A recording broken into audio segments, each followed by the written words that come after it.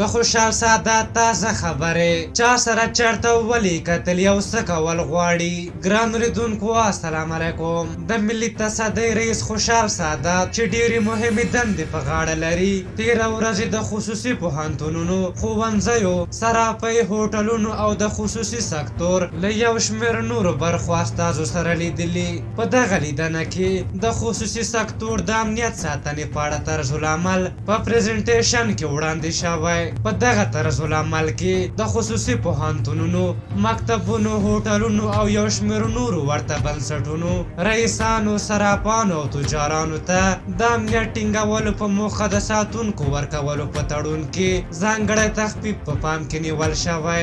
د عامه ساتنې ملي تصدۍ لوی رئیس خوشحال سادات وویل چې د خصوصي سکتور یو شمېر برخو رئیسانو امنیت د شخصي ساتونکو له لورې نیول شوی چې دا ساتونکي غیر مسلکي او ناقانونه دي او حکومت پرېکړه کړې چې ټول ساتونکي د عامه ساتنې ملي تصدۍ په چوکاټ کې وګمارل شي.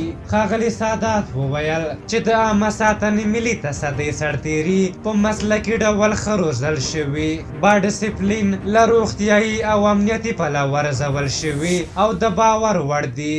مل پاسوال خوشحال سادات زیاته کړه همدا اوس یوازې په کابل ښار کې سلګونه امنیتي ځواکونه په خدمتي ډول له اشخاصو او بنسټونو سره ګمارل شوي، خو د حکومت د پرېکړې له مخې له دې وروسته به ټول هغه اشخاص او بنسټونه چې ځان ته ساتونکي ګماري مکلف ګرځول شوي چې له عامه ساتنې ملي تصدۍ سره تړون لاسلیک کړي او د پیسو په بدل کې روزل شوي مسلکي او د باور وړ ساتونکي ولري. په دغه ناسته کې ګډونوالو بیا له خوشحال سادات نه مننه وکړه او ویل چې د عامه ساتنې ملي تصدۍ نوې رهبرۍ د دوی امنیت ته ځانګړی پام لري. هغوی خوښي څرګنده کړه چې د دوی شخصي ساتونکي په دولتي چوکاټ کې په روزل شویو مسلکي او باور وړ ساتونکو بدلیږي. په هر حال خصوصي سکتور چې د یوې ټولنې په اقتصاد کې مهم رول لري خو بدبختانه په افغانستان کې د ناامنۍ له کبله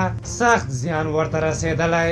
تازه د ملي پروژو او نورو ترڅنګ د دوی د امنیت خوندیتوب دنده هم خوشحال سادات ته سپارل شوې. په هر حال تاسو د خوشحال سادات د دغه ګام په هکله څه نظر لرئ؟ خپل نظرونه م راته په کومنټ کې ولیکئ. که زموږ ویډیو مو خوښه شوې وي ضروري لایک کړئ. تر بلې ویډیو مې په لویه بخښونکي خدای سپارم. د الله په امان.